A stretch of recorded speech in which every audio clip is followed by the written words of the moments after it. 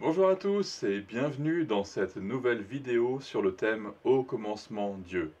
Un thème très important et qui va servir à rétablir la vérité sur qui est Dieu et effacer un certain nombre de préjugés ou de stéréotypes que nous pouvons avoir sur Dieu. Alors, cette vidéo sera en deux parties.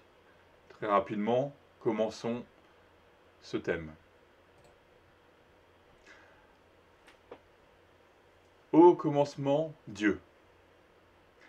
Nous retrouvons ces trois mots dès le premier chapitre de la Bible, la Genèse. Et la Bible commence par ces trois petits mots. Oui, Dieu est au commencement de toutes choses, et il est important de bien le connaître. Au cours de mes entretiens avec des chrétiens et même avec des non-chrétiens, j'ai pu me rendre compte que beaucoup ont une image faussée de lui. Certains le voient comme un père qui laisse tout faire. Après tout, on vit sous la grâce. Et d'autres encore le voient comme un Dieu méchant et inatteignable. Le moindre petit faux pas et il corrige violemment. D'autres encore le voient comme un vieillard sénile qui se réjouit du malheur que nous pouvons subir. Durant ce cours, je vais essayer de présenter Dieu. Alors je dis bien essayer, car finalement, comment décrire Dieu qui est infini en quelques minutes?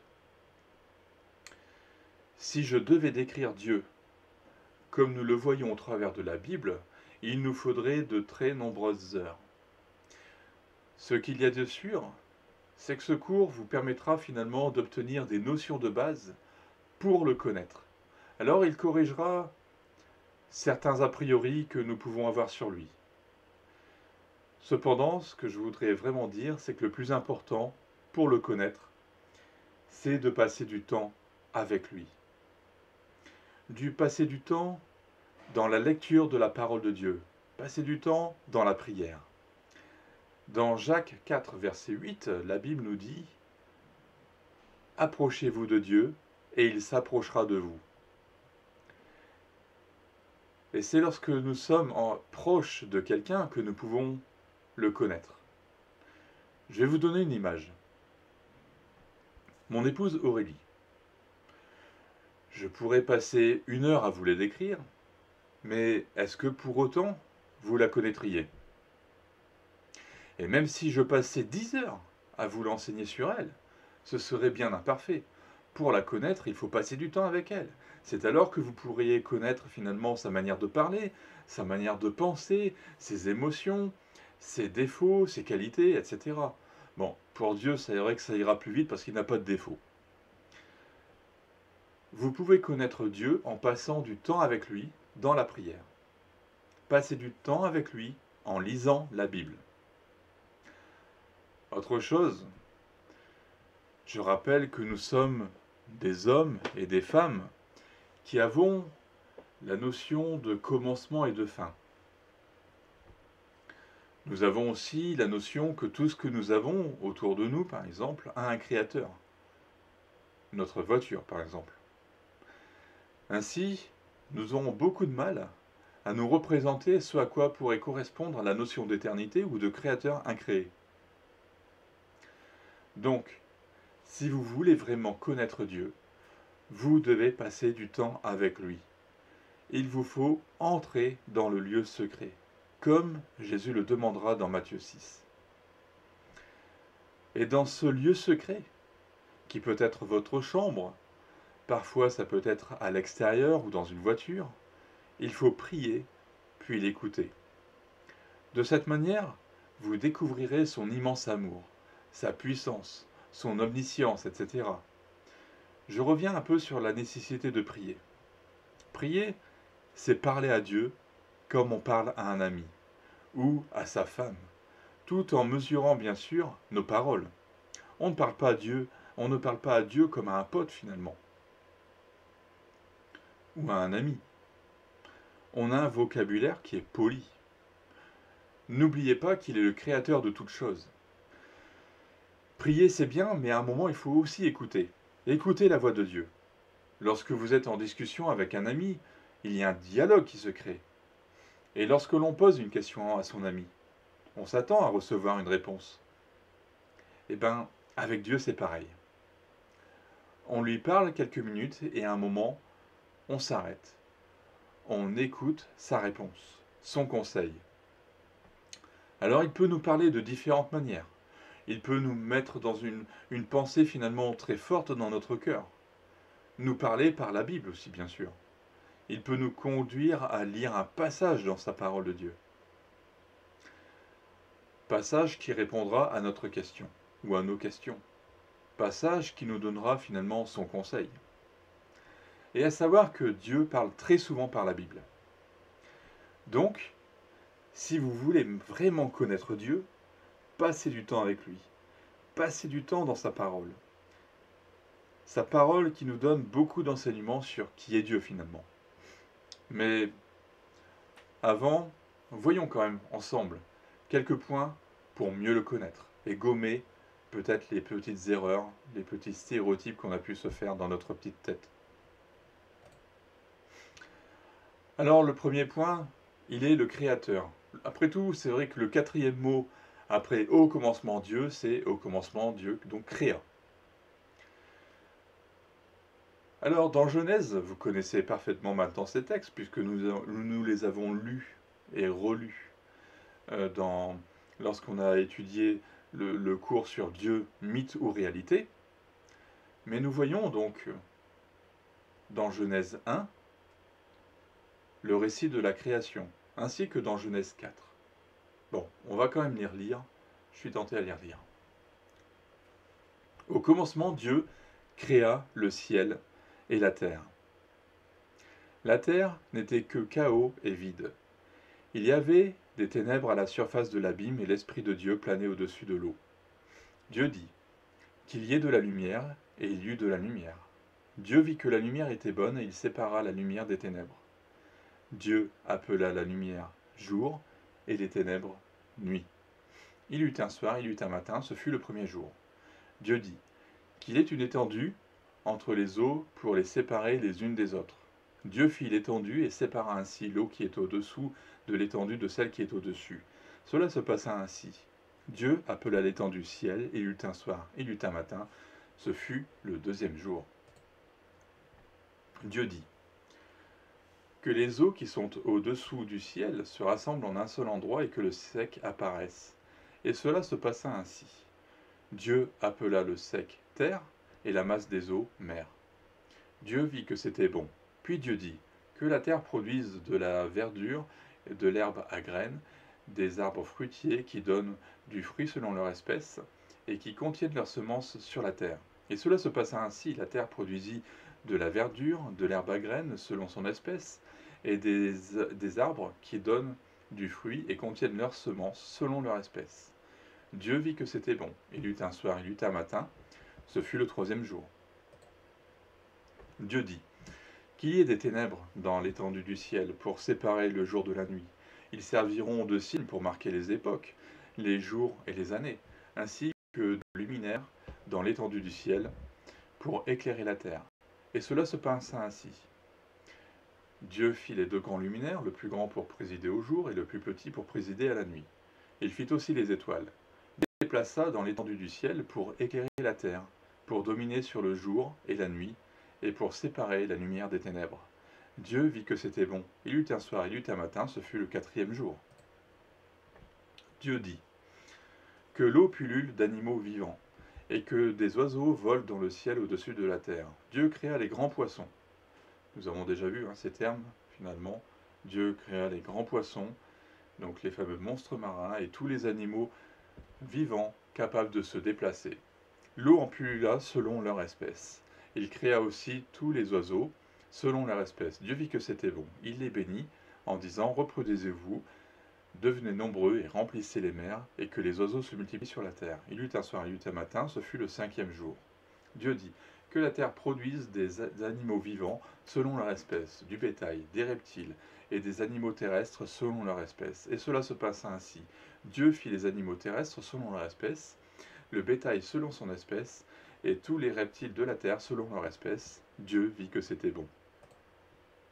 Puis Dieu dit Faisons l'homme à notre image, à notre ressemblance, qu'il domine sur les poissons de la mer, sur les oiseaux du ciel, sur le bétail, sur toute la terre, et sur tous les reptiles qui rampent sur la terre. Dieu créa l'homme à son image, et il le créa à l'image de Dieu. Il créa l'homme et la femme. Dieu les bénit et leur dit, reproduisez-vous, devenez nombreux, remplissez la terre et soumettez-la. Dominez sur les poissons de la mer et sur les oiseaux du ciel et sur tout animal qui se déplace sur la terre. Dieu dit aussi, je vous donne toute herbe à graines sur toute la surface de la terre, ainsi que tout arbre portant des fruits avec pépins ou noyaux, ce sera votre nourriture. À tout animal de la terre, à tout oiseau du ciel, à tout ce qui se déplace sur la terre, à tout ce qui est animé de vie, je donne toute herbe verte pour nourriture. Et cela se passa ainsi. Dieu regarda tout ce qu'il avait fait, il constata que c'était très bon. Il eut un soir, il eut un matin, ce fut le 6e jour. Terminons par Genèse chapitre 2, versets 1 à 4. C'est ainsi que furent terminés le ciel et la terre et toute leur armée. Le 7e jour, Dieu mit un terme à son travail de création. Il se reposa de toute son activité le 7e jour. Dieu bénit le 7e jour et il en fit un jour saint. Parce que ce jour-là, il se reposa de toute son activité, de tout ce qu'il avait créé. Telle fut l'histoire du ciel et de la terre quand ils furent créés. Alors lisons aussi quelques autres lectures, autres que dans Genèse. Par exemple, les psaumes nous disent « Le ciel raconte la gloire de Dieu et l'étendue révèle l'œuvre de ses mains. » Psaume 33, « Car il parle et la chose arrive, il ordonne et elle existe. » C'est le Créateur. Ésaïe 40, verset 26. « Levez les yeux vers le ciel et regardez. Qui a créé cela? C'est celui qui fait sortir les corps célestes en bon ordre. Il les appelle tous par leur nom. Son pouvoir est si grand, sa force si puissante, que pas un seul ne manque. » Ésaïe 42. Voici ce que dit l'Éternel, le Dieu qui a créé le ciel et l'a déployé, qui a disposé la terre et tout ce qu'elle produit, et qui donne la respiration à ceux qui la peuplent, le souffle à ceux qui y marchent. Néhémie aussi. C'est toi, Éternel, c'est toi seul qui as fait le ciel, les cieux et les cieux des cieux, et toute leur armée, la terre et tout ce qu'elle porte, les mers et tout ce qu'elles contiennent. C'est toi qui donnes la vie à tout cela, et les corps célestes se prosternent devant toi. Acte. Plusieurs, donc là ici, il ne faut surtout pas oublier, c'est que nous sommes sur plusieurs auteurs. C'est pas un seul auteur, c'est plusieurs auteurs qui finalement disent tous la même chose. Dans le livre des Actes, par exemple, pourquoi faites-vous cela? Nous aussi, nous sommes des êtres humains de la même nature que vous. Nous vous apportons une bonne nouvelle en vous appelant à renoncer à ces idoles sans consistance pour vous tourner vers le Dieu vivant qui a fait le ciel, la terre, la mer et tout ce qui s'y trouve. Dans les générations passées, il a laissé toutes les nations suivre leur propre voie. Pourtant, il n'a pas cessé de rendre témoignage à ce qu'il est par le bien qu'il fait. Il vous envoie du ciel les pluies et les saisons fertiles. Il vous comble de nourriture et remplit votre cœur de joie. Romains 1. En effet, les perfections invisibles de Dieu, sa puissance éternelle et sa divinité se voient depuis la création du monde, et elles se comprennent par ce qu'il a fait, ils sont donc inexcusables. Tous ces versets-là, nous aurons l'occasion de les revoir dans d'autres contextes, dans d'autres thèmes. Romains 11. C'est de lui, par lui, et pour lui que sont toutes choses. À lui la gloire dans tous les siècles. Amen. Hébreux. Toute maison est construite par quelqu'un, mais celui qui a construit toute chose, c'est Dieu. Bon, bref, voilà, on revient toujours sur le fait qu'il est créateur. Et Apocalypse, le dernier livre de la Bible, on termine. Tu es digne, notre Seigneur et notre Dieu, toi le Saint, de recevoir gloire, honneur et puissance, car tu as créé toutes choses, et c'est par ta volonté qu'elles ont été créées et qu'elles existent. Amen. Alors, Dieu est le Créateur. Alors Dieu n'est pas contre les loisirs et les temps de pause. Et parfois il est bon de prendre du temps pour soi, d'effectuer une activité physique et de se balader par exemple dans la nature. Le temps de repos est nécessaire pour votre bien-être. Si vous ne faites que travailler par exemple, vous risquez de mettre votre vie en danger. Bien sûr, l'autre extrême n'est pas bon. Dieu nous demande de travailler et de ne pas être feignant. Lorsque vous prendrez du temps pour vous et que vous vous promènerez dans la nature, N'oubliez pas de regarder autour de vous. Regardez la diversité des plantes, des fleurs. Regardez les arbres majestueux. Regardez les animaux qui s'agitent autour de vous. Alors moi j'aime méditer et prier pendant mes randonnées. Je m'émerveille devant la beauté des oiseaux qui arborent de magnifiques plumages. De nuit, qu'est-ce qu'il est bon aussi de s'asseoir et de contempler les innombrables étoiles.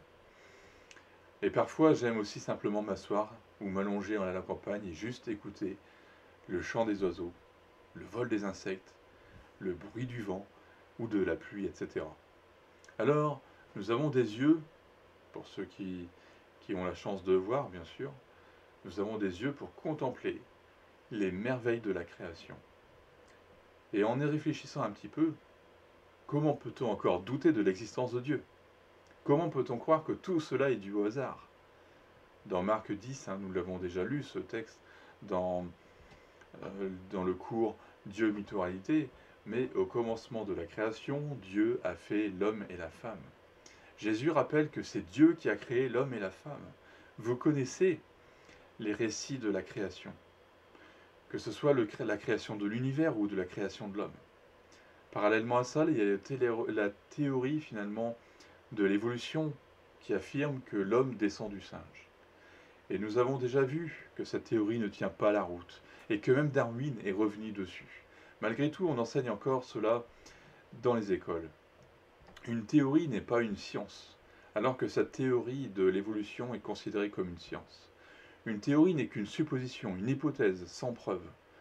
Si cela n'a pas déjà été fait, je vous invite à visionner ce cours sur Dieu, mythe ou réalité.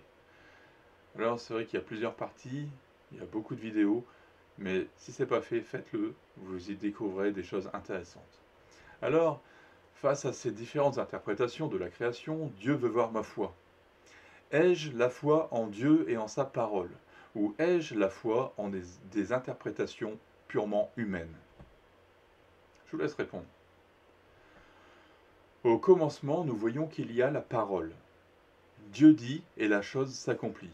Dieu est tout-puissant, il n'a aucune limite. Alors pourquoi n'aurait-il pas pu créer l'univers par sa parole et en une semaine? À ce propos, on peut se demander pourquoi il est précisé « Et il eut un soir, il eut un matin, ce fut le deuxième jour ». Nous l'avons vu à plusieurs reprises.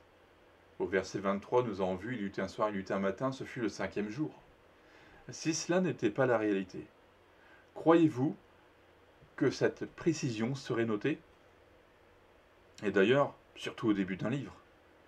Bref, Dieu a tout créé parfaitement. Toute sa création a une utilité. Si nous transpirons, c'est que notre corps a besoin de refroidir. Si nous avons la chair de poule, c'est que nous avons froid. Et cela, c'est un phénomène qui permet à ce que les graisses brûlent. Et cela permet de nous réchauffer, de réchauffer notre corps. Si nous n'avions pas de gros orteils, nous ne serions pas en équilibre. Si le pouce n'existait pas, il y aurait beaucoup de choses qu'on ne pourrait pas tenir. Les planètes aussi ont leur utilité, comme pour collecter ou dévier des astéroïdes. Les bactéries aussi ont leur utilité, comme pour fournir aussi à des plantes les nutriments nécessaires pour leur croissance. Souvent, on me demande pourquoi les moustiques existent. Il faut savoir que le moustique est un insecte pollinisateur, et notamment du cacao, qui donne le chocolat. Il décompose aussi des matières organiques, nettoyant ainsi l'écosystème. Il sert aussi à nourrir, bien sûr, certaines espèces comme les chauves-souris. Eh oui. Bref, lorsque Dieu a tout créé, il a pensé à tout, même aux plantes médicinales qui peuvent nous soigner. La création de Dieu est parfaite. Dieu a demandé à l'homme d'en prendre soin. Mais, comme vous pouvez le constater, l'homme préfère exploiter les ressources terrestres pour générer des profits. Dans Deutéronome 6, versets 4 à 5, nous voyons « Écoute Israël, l'Éternel notre Dieu est le seul éternel. Tu aimeras l'Éternel ton Dieu de tout ton cœur, de toute ton âme et de toute ta force. » Alors ici nous sommes dans un nouveau titre, c'est que Dieu est un.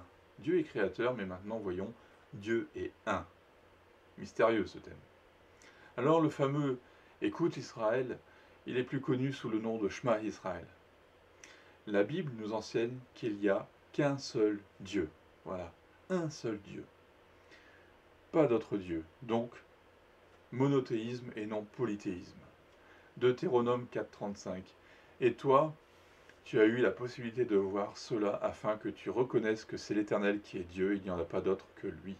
Deutéronome 4, encore 39. Sache que, donc aujourd'hui, et retiens dans ton cœur que c'est l'Éternel qui est Dieu, en haut dans le ciel et en bas sur la terre, et qu'il n'y en a pas d'autre. Deutéronome 32. Voyez donc que c'est moi qui suis Dieu, et il n'y en a pas d'autre Dieu que moi. C'est moi qui fais vivre et mourir, qui blesse et qui guérit. Et personne ne peut délivrer de ma main. Ésaïe 43. C'est vous qui êtes mes témoins, déclare l'Éternel, ainsi que mon serviteur, celui que j'ai choisi, afin que vous sachiez, croyiez et reconnaissiez que qui je suis. Avant moi, jamais aucun Dieu n'a été formé, et après moi, jamais aucun autre n'existera. Encore Isaïe, poursuivons. Voici ce que dit l'Éternel, le roi d'Israël, celui qui le rachète, l'Éternel, le maître de l'univers. Je suis le premier et le dernier, en dehors de moi, il n'y a pas de Dieu. Ésaïe 45, c'est moi qui suis l'Éternel, il n'y en a pas d'autre à part moi. Il n'y a pas de Dieu. Ésaïe 45, c'est moi qui suis l'Éternel, il n'y a pas d'autre. Il n'y en a pas d'autre. 1 Samuel 2, personne n'est saint comme l'Éternel, il n'y a pas d'autre Dieu que toi. Il n'y a pas de rocher pareil à notre Dieu. 1 Chronique 17, 20, personne n'est semblable à toi, et il n'y a pas d'autre Dieu que toi. Psaume 83, 19, qu'ils reconnaissent que toi seul, toi dont le nom est l'Éternel. Psaume 89, toi seul tu es Dieu. Marc, notre Dieu est l'unique Seigneur. Romains, puisqu'il y a un seul Dieu. Là on est dans le Nouveau Testament. 1 Corinthiens 8, 4, qu'il n'y a qu'un seul Dieu. Éphésiens, un seul Dieu. 1 Timothée 2, 5, il y a un seul Dieu. Ces versets accréditent le fait que nous croyons en un seul Dieu. Nous sommes donc dans une religion monothéiste, un seul Dieu. Donc, dans notre quête pour faire le tri entre les différentes religions, à savoir qui est la bonne, nous pouvons déjà éliminer toutes les religions polythéistes, c'est-à-dire qui ont plusieurs dieux, comme par exemple l'hindouisme ou le shintoïsme. Alors, je reprends le dernier verset que nous avons lu. En effet, il y a un seul Dieu, et aussi un seul médiateur entre Dieu et les hommes, un homme, Jésus-Christ. Un seul Dieu entre Dieu et les hommes, Jésus-Christ. Cela pourrait être en contradiction avec tous les versets qu'on a pu lire auparavant. Et cela, ça va être un point un peu plus difficile à comprendre. Dieu est un, mais il se manifeste en trois personnes.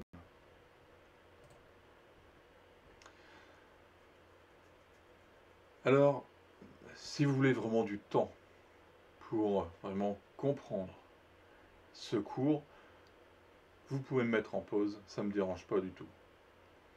Comme ça, vous pouvez reprendre petit à petit, prendre du temps pour suivre, pour méditer, pour mémoriser, prendre du temps pour mieux comprendre, parce que là on va arriver par exemple dans un truc qui est un peu plus compliqué. Alors dans Deutéronome 6, verset 4, que nous avons lu tout à l'heure, nous voyons que Dieu est un.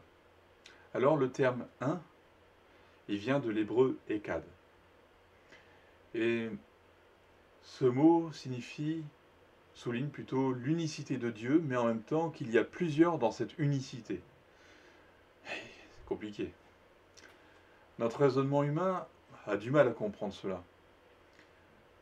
Et on retrouve cette idée plutôt dans Genèse 2, verset 24. C'est pourquoi l'homme quittera son père et sa mère et s'attachera à sa femme, ils ne feront qu'un. Alors, ils sont deux. Il y a l'homme et la femme, n'est-ce pas?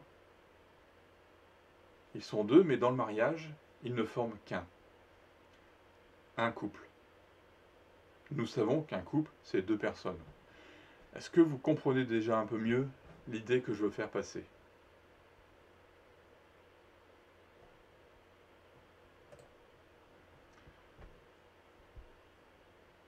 Allons plus loin et lisons Jean 17, versets 20 à 26. Je ne prie pas pour eux seulement, mais encore pour ceux qui croiront en moi à travers leurs paroles, afin que tous soient un comme toi, Père, tu es en moi, et comme je suis en toi, afin qu'eux aussi soient un en nous. Un peu compliqué, n'est-ce pas, hein? Mais on va décortiquer. Pour que le monde croie que tu m'as envoyé. Je leur ai donné la gloire que tu m'as donnée, afin qu'ils soient un comme nous sommes un. Moi en eux, et toi en moi, afin qu'ils soient parfaitement un, et qu'ainsi le monde reconnaisse que tu m'as envoyé, et que tu les as aimés comme tu m'as aimé.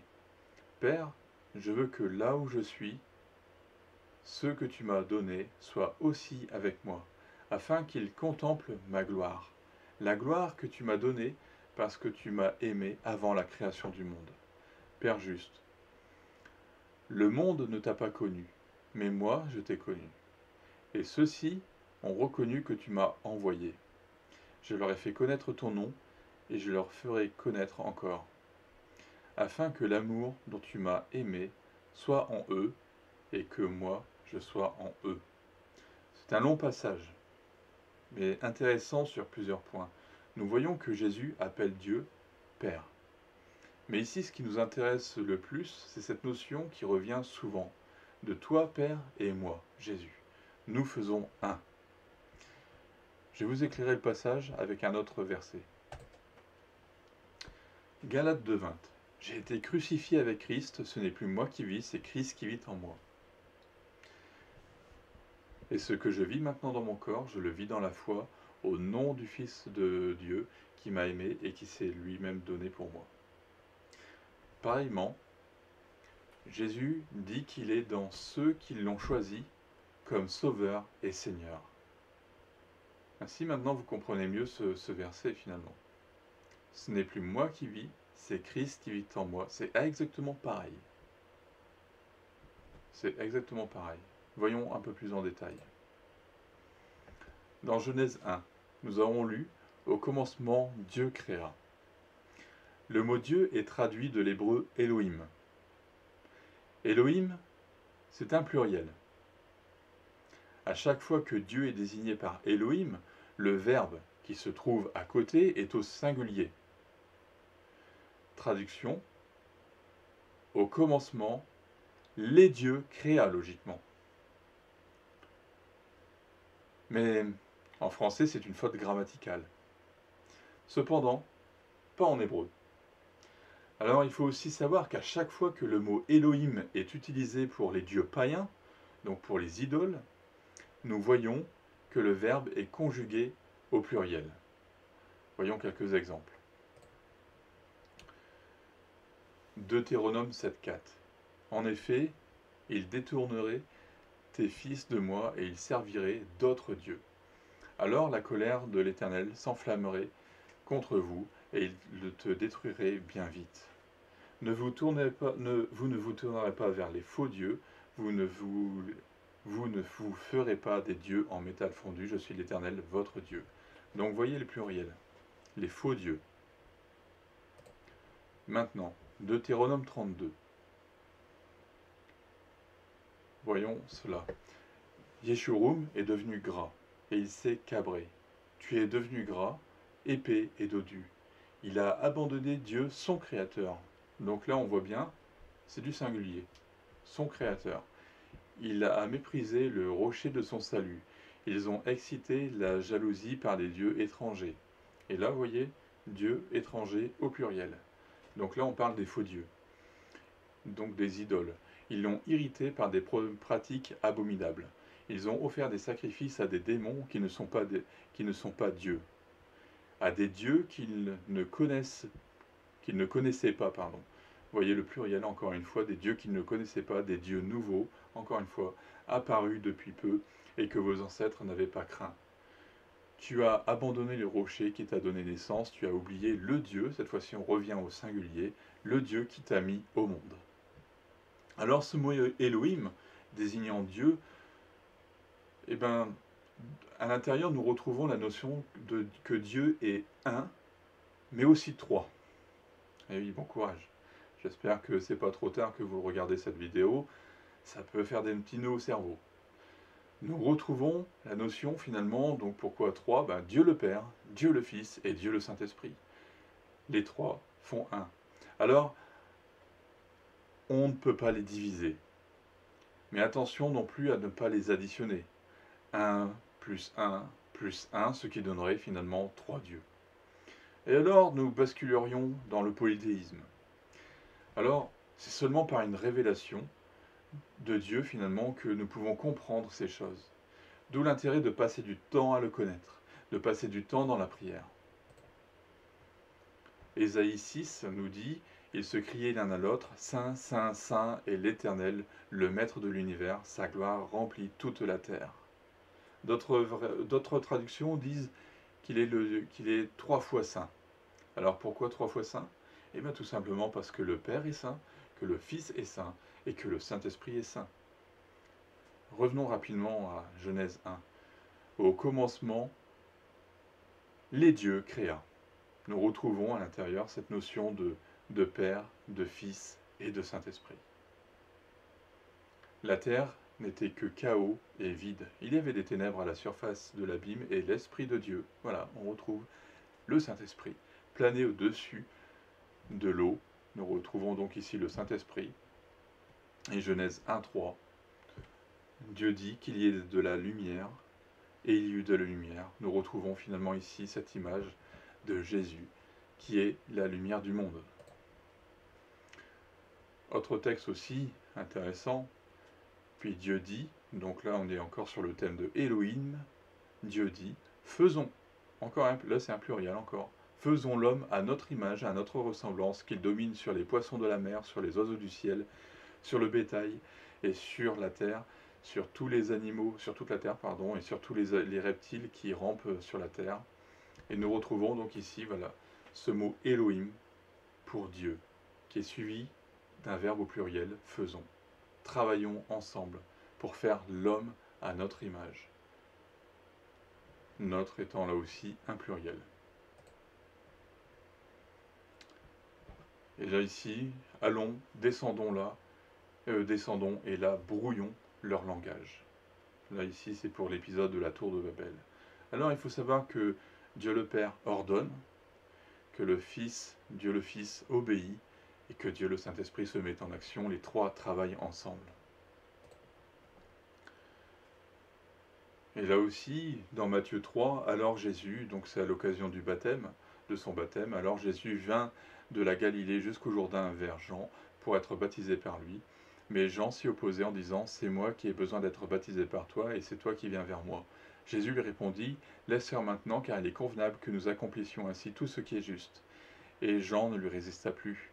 Dès qu'il fut baptisé, Jésus sortit de l'eau.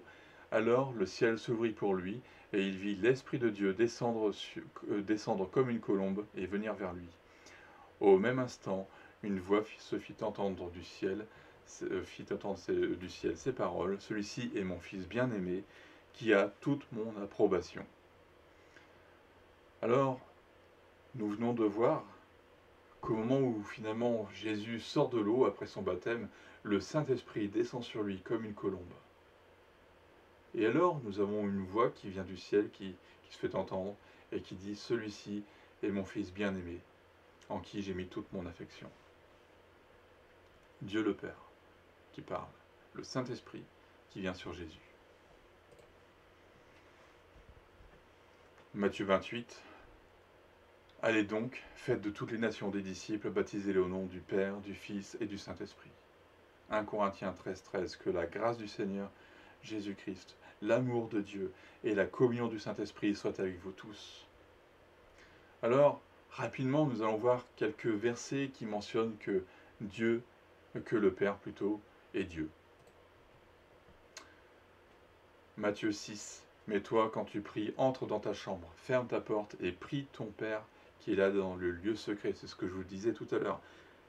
Entrez dans votre chambre, ou n'importe quel endroit, ça peut être aussi un autre endroit, là où vous vous sentez bien, là où vous êtes tranquille. Ça peut être aussi la salle de bain, mais ça peut être aussi dehors. Jésus allait prier dehors, d'accord?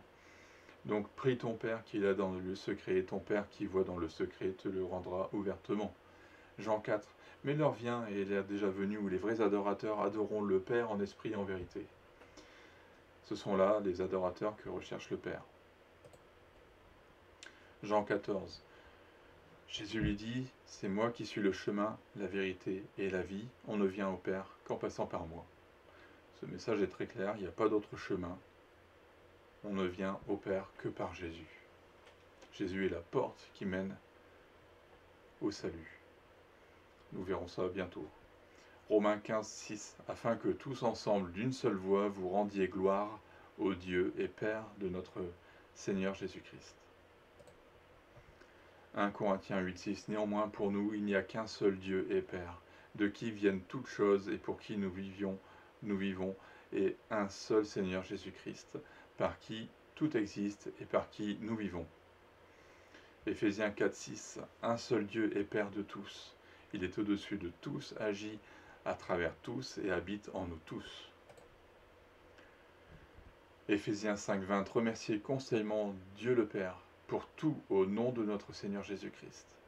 Jacques 1, 27. La religion pure et sans tache devant Dieu notre Père consiste à s'occuper des orphelins et des veuves dans leur détresse et à ne pas se laisser souiller par le monde. Jude 1. De la part de Jude, serviteur de Jésus-Christ et frère de Jacques, à ceux qui ont été appelés, qui sont saints en Dieu le Père et gardés pour Jésus-Christ. Et il y a encore beaucoup de versets qui mentionnent que le Père est Dieu. Maintenant, voyons quelques versets qui disent que Jésus, finalement, est Dieu. Jean 1, versets 1 à 5. Au commencement, la parole existait déjà. La parole était avec Dieu et la parole était Dieu. Elle était au commencement avec Dieu. Tout a été fait par elle et rien n'a été fait. Rien de ce qui a été fait n'a été fait sans elle. En elle, il y avait la vie. Et cette vie était la lumière des êtres humains. La lumière brille dans les ténèbres et les ténèbres ne l'ont pas accueillie. Qui est la parole ?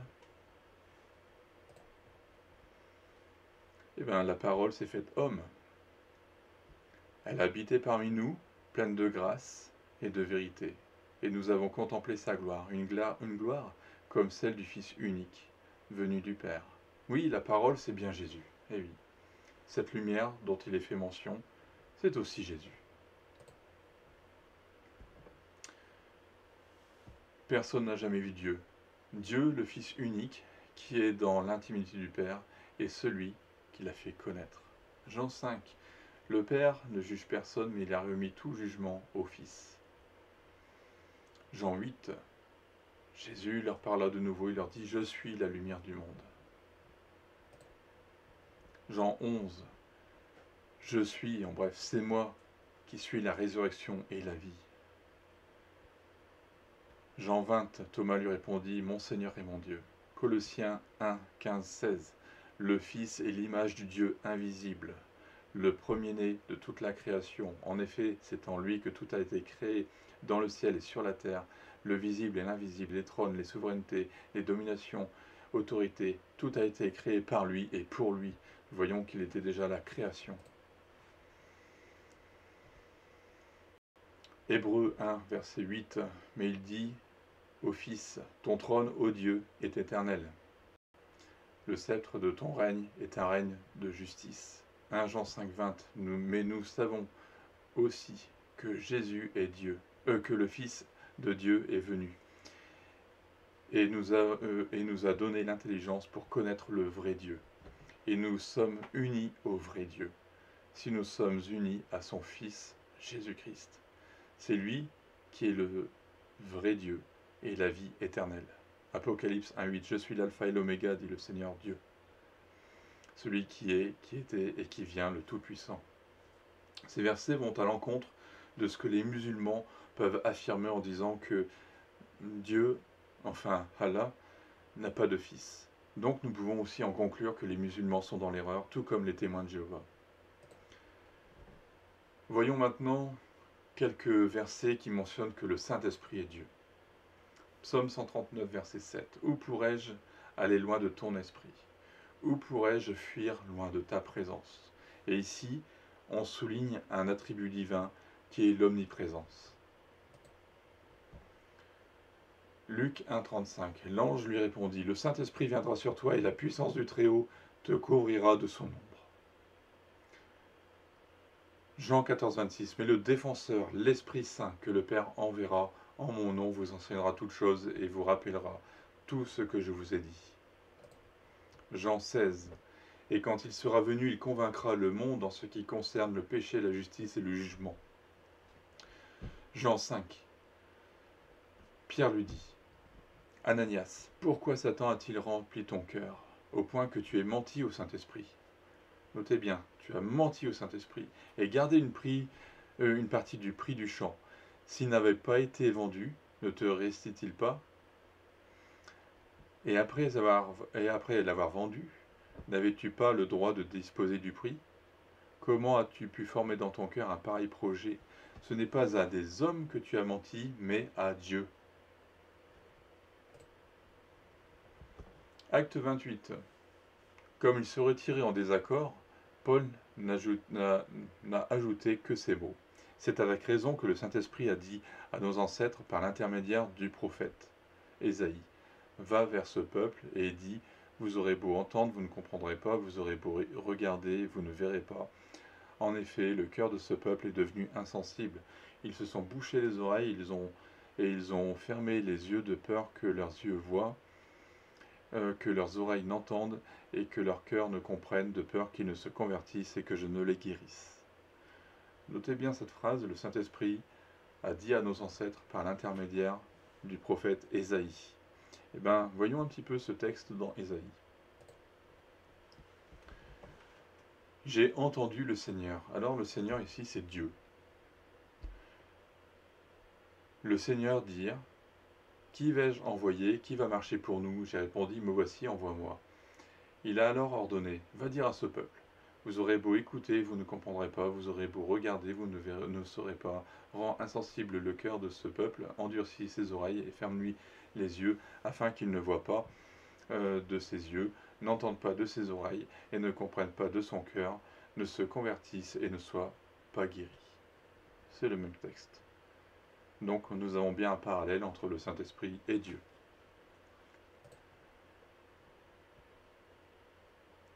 Et si l'esprit de celui qui a ressuscité Christ habite en vous, celui qui a ressuscité Christ rendra aussi la vie à votre corps mortel par son esprit qui habite en vous. 1 Corinthiens 2 aussi. Or c'est à nous que Dieu l'a révélé par son esprit, car l'esprit examine tout, même les profondeurs de Dieu.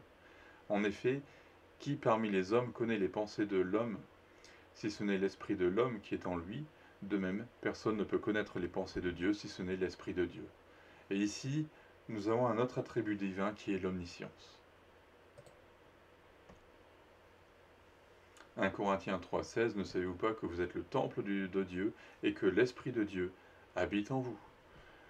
2 Corinthiens 3,17. Or, le Seigneur, c'est l'Esprit. Et là où est l'Esprit du Seigneur, là est la liberté. Nous tous qui sans voile sur le visage, nous contemplons comme dans un miroir la gloire du Seigneur, nous sommes transformés à son image de gloire en gloire par l'Esprit du Seigneur. Hébreux 3, versets 7 à 9. C'est pourquoi, comme le dit le Saint-Esprit, aujourd'hui, si vous entendez sa voix, n'endurcissez pas votre cœur, comme lors de la révolte, comme le jour de la tentation dans le désert. Vos ancêtres m'ont provoqué, ils m'ont mis à l'épreuve, et ils m'ont vu agir pendant 40 ans. Hébreux 9,14. Si tel est le cas, le sang de Christ qui s'est offert lui-même à Dieu par l'Esprit éternel, encore aussi un attribut qui est l'éternité, l'Esprit éternel, comme une victime sans défaut, purifiera d'autant plus votre conscience des œuvres mortes, afin que vous serviez le Dieu vivant. Alors, voilà, je clôture ce point un peu compliqué, sachant que nous y reviendrons plus en détail dans le cours sur Jésus et sur le Saint-Esprit. Alors, parlions d'éternité, ben voilà, Dieu est éternel. C'est un point important aussi à aborder. Genèse 21, 33 nous parle du Dieu d'éternité. Pareillement, le Dieu d'éternité dans Deutéronome. Psaume 90, avant que les montagnes soient créées, avant que tu aies créé la terre et le monde, d'éternité en éternité, tu es Dieu. Les psaumes, il est bon de te louer éternel et de célébrer ton nom très haut. Psaume 92, mais toi, tu es le très haut pour toujours éternel. Psaume 93, ton trône est établi depuis longtemps, tu existes de toute éternité. Ésaïe 40 nous parle, c'est le Dieu d'éternité, l'Éternel. Habacuc, n'es-tu pas depuis toujours éternel, mon Dieu, mon Saint? Romains 16, ce mystère a maintenant été manifesté et porté à la connaissance de toutes les nations par les écrits des prophètes, d'après l'ordre du Dieu éternel, afin qu'elles obéissent à la foi. 2 Corinthiens 4, 18. Ainsi, nous regardons non pas à ce qui est visible, mais à ce qui est invisible, car les réalités visibles sont passagères et les réalités invisibles sont éternelles. 1 Timothée 1, 17. Ô roi des siècles, ô Dieu immortel, invisible et seul sage, soit honneur et gloire au siècle des siècles. Amen. Hébreux 5, 9. Et parfaitement qualifié, il est devenu pour tous ceux qui lui obéissent l'auteur d'un salut éternel. Hébreux 9, 14. L'Esprit éternel, nous l'avons déjà lu juste avant. Apocalypse 1, 8. Là aussi nous parle d'éternité. Je suis l'alpha et l'oméga, dit le Seigneur Dieu, celui qui est, qui était et qui vient, le Tout-Puissant. Alors on dit qu'il est aussi le Créateur incréé, comme je le disais tout à l'heure. Dieu a toujours existé et personne ne l'a créé. Mystère, hein? Un peu dur à comprendre. Et nous avons un petit peu plus de difficultés, en effet, parce que, comme je le disais tout à l'heure, tout ce que nous possédons a une date de création et même une date de fin, finalement. Et d'ailleurs, nous-mêmes, nous avons aussi un commencement et nous aurons eu aussi une fin. Le monde a eu un commencement. Dieu en est le créateur. Dieu est le Dieu d'éternité. Il n'a ni commencement, ni fin. Alors, ça, c'était un passage un peu facile à comprendre. Allons un petit peu plus loin maintenant. Donc, nous avons vu que Dieu est éternel. Maintenant, voyons que Dieu est infini, illimité. Nous avons vu que Dieu est incréé, qui n'a ni commencement ni fin, donc une perception qui est un peu dure à comprendre pour l'homme qui est lui est limité. L'homme qui est limité finalement dans sa connaissance, dans son savoir, dans ses capacités à faire des choses. Cependant, Dieu non, il n'a aucune limite. Il n'a aucune limite dans ce qu'il peut faire, et on le dit alors omnipotent. Il peut tout. Dieu n'a aucune limite non plus dans sa connaissance, alors on le dit omniscient, il sait tout. Et Dieu n'a aucune limite dans sa capacité à être présent partout à la fois, et on le dit alors omniprésent. Il est présent partout à la fois. Alors, plusieurs textes, bien sûr, nous disent, voilà, dans le psaume 104, « Tu es infiniment grand ». Éphésiens 1, 17 à 22, je prie que le Dieu de notre Seigneur Jésus-Christ, le Père de gloire, vous donne un esprit de sagesse et de révélation qui vous le fasse connaître, Je prie qu'il illumine les yeux de votre cœur pour que vous sachiez quelle est l'espérance qui s'attache à son appel, quelle est la richesse de son glorieux héritage au milieu des saints et quelle est l'infinie grandeur de sa puissance qui se manifeste avec efficacité par le pouvoir de sa force envers nous qui croyons. Cette puissance, il l'a déployée en Christ, qui l'a ressuscité et l'a fait asseoir à sa droite dans les lieux célestes, au-dessus de toute domination, de toute autorité, de toute puissance, de toute souveraineté, de tout nom qui peut être nommé, non seulement dans le monde présent, mais encore dans le monde à venir. Il a tout mis sous ses pieds et l'a donné pour chef suprême à l'Église qui est son corps, la plénitude de celui qui remplit tout en tous. Romains 11. Quelle profondeur ont la richesse, la sagesse et la connaissance de Dieu, que ses jugements sont insondables et ses voies impénétrables. En effet, qui a connu la pensée du Seigneur, ou qui en a été son conseiller? Qui lui a donné le premier pour être payé en retour? C'est de lui, par lui et pour lui que sont toutes choses. À lui la gloire dans tous les siècles. Amen. Donc, il est omnipotent. Dans Genèse 17, lorsque Abraham fut âgé de 99 ans, l'Éternel apparut à Abraham et lui dit: « Je suis le Dieu tout-puissant. » Il est omnipotent, il peut tout, il est tout-puissant. Chapitre suivant, y a-t-il quoi que ce soit d'étonnant de la part de l'Éternel? Au moment fixé, je reviendrai vers toi à la même époque, et Sarah aura un fils.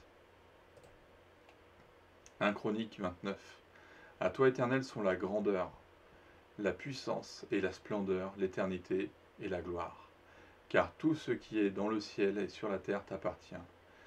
À toi, Éternel, sont la gloire et l'autorité suprême. L'autorité suprême. C'est de toi que viennent la richesse et l'honneur. C'est toi qui domines sur tout. C'est dans ta main que sont la force et la puissance. C'est dans ta main, et c'est ta main qui a le pouvoir de tout agrandir et de tout fortifier. Job 42, je reconnais que tout est possible pour toi et que rien ne peut s'opposer à tes projets. Psaume 66, il domine éternellement par sa puissance. Ses yeux observent les nations, que les rebelles ne fassent pas les fiers. Psaume 103, verset 19, l'Éternel a établi son trône dans le ciel, et son règne domine sur tout l'univers. Psaume 115, notre Dieu est au ciel, il fait tout ce qu'il veut. Psaume 135, tout ce que l'Éternel veut, il le fait, dans le ciel et sur la terre. Psaume 139, c'est toi qui as formé mes reins, et qui m'as tissé dans le ventre de ma mère. Je te loue de ce que je suis une créature si merveilleuse. Tes œuvres sont admirables, et je le reconnais bien. Mon corps n'était pas caché devant toi lorsque j'étais fait dans le secret, tissé dans les profondeurs de la terre. Je n'étais encore qu'une masse informe, mais tes yeux me voyaient, et sur ton livre étaient inscrits tous les jours qui m'étaient destinés avant qu'un seul d'entre eux n'existe. Que tes pensées, ô Dieu, me semblent impénétrables, que leur nombre est grand. Comment les compter? Elles sont plus nombreuses que les grains de sable. Je me réveille et je suis encore avec toi. Psaume 147, notre Dieu, notre Seigneur est grand, puissant par sa force, son intelligence est sans limite. Là on parlera aussi de l'omniscience finalement aussi. Luc 1,37, en effet rien n'est impossible à Dieu. Matthieu 19 nous dit, Jésus les regarda et leur dit, aux hommes cela est impossible, mais à Dieu tout est possible. Et Apocalypse 1, verset 8, je suis l'alpha et l'oméga, dit le Seigneur Dieu, celui qui est, qui était et qui vient, le Tout-Puissant. Le Tout-Puissant, il est omnipotent. Alors, oui, cette lecture aussi dans Jérémie 10, personne n'est semblable à toi, Éternel. Tu es grand et ta puissance contribue à la grandeur de ta réputation. Qui pourrait ne pas te craindre, roi des nations? Oui, c'est à toi que la crainte est due, car parmi tous les sages des nations et dans tout leur royaume, personne n'est semblable à toi. Tous sans exception sont idiots et stupides. L'instruction des idoles, ce n'est que du bois. On fait venir des lames d'argent de Tarsis et de l'or d'Uphaz, l'ouvrier et la main de l'orfèvre les travaillent, les habits de ces dieux sont de pourpre violette et de rouge, tous sont l'œuvre d'habiles artisans, mais c'est l'Éternel qui est le seul vrai Dieu, qui est le vrai Dieu. Lui, il est un Dieu vivant, et il est roi pour l'éternité. La terre tremble devant sa colère, et les nations ne supportent pas la fureur. Vous leur tiendrez ce langage. Les dieux qui n'ont pas fait le ciel et la terre disparaîtront de la terre, et du dessous du ciel. Dieu est tout-puissant. Alors, comme Job, reconnaissons que Dieu n'est pas limité, qu'il est infini.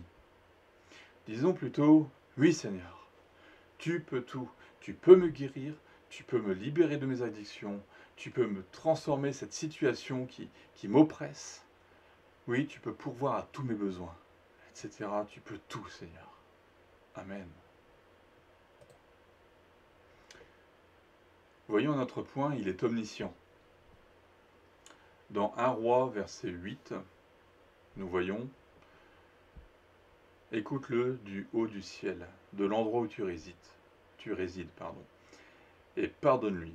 Agis et donne à chacun ce que mérite sa conduite. Puisque tu connais le cœur de chacun. Oui, toi seul connais le cœur de tous les hommes. » Un chronique aussi. « Quant à toi, Salomon mon fils, reconnais plutôt le Dieu de ton Père, et sers-le avec un cœur sans réserve et un esprit bien disposé, car l'Éternel examine tous les cœurs et discerne toutes leurs intentions. Si tu le cherches, il se laissera trouver par toi, mais si tu l'abandonnes, il te rejettera pour toujours. » Alors bon, je vous rassure quand même, je vais bientôt terminer, ça va plus durer encore 5 minutes, ça va aller très rapidement. Dieu sait tout de nous, en fait. Est-ce qu'on peut lui cacher quelque chose? Non. Il peut lire dans nos cœurs, il connaît nos pensées, et même avant qu'on lui parle, il sait déjà ce qu'on va lui dire. Mais bon, attention, c'est pas non plus une raison pour ne pas le prier, d'accord? Lisons quelques autres versets. Psaume 44. Dieu ne le saurait-il pas, lui qui connaît le secret des cœurs? Il connaît toutes choses, mais il vaut mieux prier, lui dire. Psaume 139, versets 1 à 6. Éternel, tu m'examines et tu me connais. Tu sais quand je m'assieds et quand je me lève. Tu discernes de loin ma pensée. Tu sais quand je marche et quand je me couche, et toutes mes voies te sont familières. La parole n'est pas encore sur ma langue que déjà, Éternel, tu la connais entièrement. Tu m'entoures par derrière et par devant, et tu mets ta main sur moi. Une telle connaissance est trop extraordinaire pour moi. Elle est trop élevée pour que je puisse l'atteindre. Psaume 147. Notre Seigneur est grand, puissant par sa force. Son intelligence est sans limite. Proverbe 15. Les yeux de l'Éternel sont partout, observant les méchants autant que les bons. On ne peut pas se cacher de lui. Jean 2. Mais Jésus n'avait pas confiance en eux, parce qu'il les connaissait tous.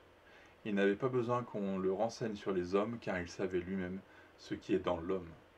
Et ici, vous voyez, ça c'est encore une preuve que Jésus avait un don aussi qui venait de Dieu finalement quand il était pleinement homme, mais il avait un don de discernement, il savait très bien à qui il avait affaire. Recherchons ce don, c'est important, surtout en tant que serviteur de Dieu. Recherchons ce don, parce que quelquefois on peut se laisser influencer. Jean 16. Maintenant, nous savons que tu sais tout et que tu n'as pas besoin qu'on t'interroge. C'est pourquoi nous croyons que tu es sorti de Dieu. 1 Corinthiens 2,10. Or, c'est à nous que Dieu l'a révélé par son esprit, car l'esprit examine tout, même les profondeurs de Dieu. Hébreux 4. Aucune créature n'est cachée devant lui.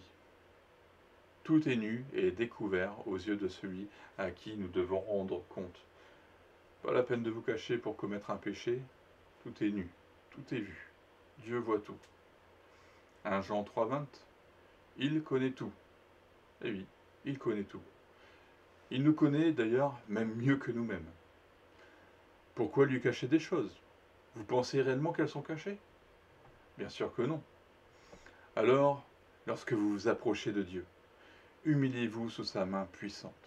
Ayez du respect pour lui et avouez-lui plutôt vos péchés, vos transgressions, même les choses les plus inavouables.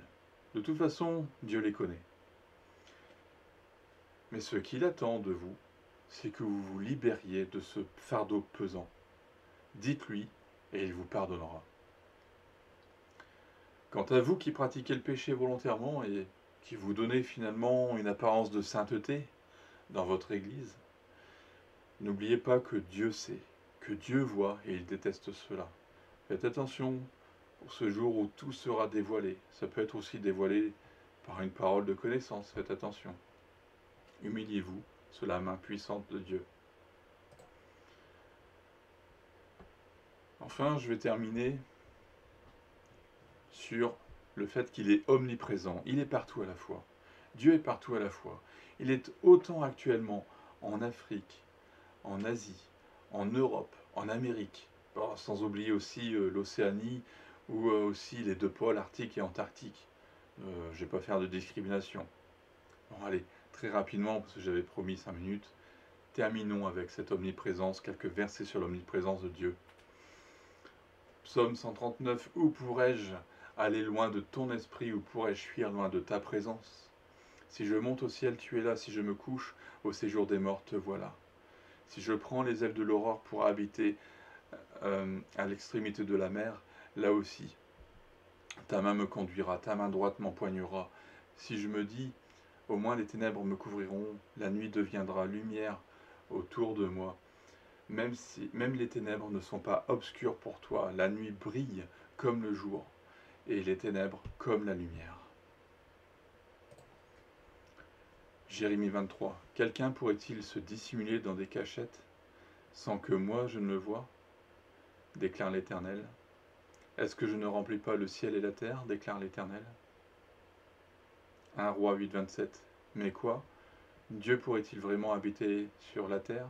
Puisque ni le ciel ni les cieux des cieux ne peuvent le contenir, cette maison que j'ai construite le pourrait encore moins. Matthieu 18. En effet, là où 2 ou 3 sont assemblés en mon nom, je suis au milieu. Au milieu d'eux. Acte 17. Le Dieu qui a fait le monde et tout ce qui s'y trouve est le Seigneur du ciel et de la terre. Et il n'habite pas dans des temples faits de mains d'hommes. Il n'est pas servi par des mains humaines, comme s'il avait besoin de quoi que ce soit. Lui qui donne à tous la vie, le souffle et toutes choses. Il a fait en sorte que tous les peuples issus d'un seul homme habitent sur toute la surface de la terre. Et il a déterminé la durée des temps et les limites de leur lieu d'habitation. Il a voulu qu'ils cherchent le Seigneur et qu'ils s'efforcent de le trouver en tâtonnant, bien qu'il ne soit pas loin de chacun de nous. Alors, je termine cette première partie sur ce point. J'espère que ces quelques premiers points finalement abordés vous ont permis de connaître Dieu un peu mieux. Que ces quelques points vous ont suscité le désir de mieux le connaître, en ayant une vie de prière, une vie d'adoration. J'espère aussi que ces points vous ont permis d'avoir une sainte crainte de lui, une envie de lui obéir et donc de ne plus lui désobéir finalement. Je vous retrouve très rapidement, voilà je termine, je vous retrouve très rapidement pour la deuxième partie. Que Dieu vous bénisse et à bientôt.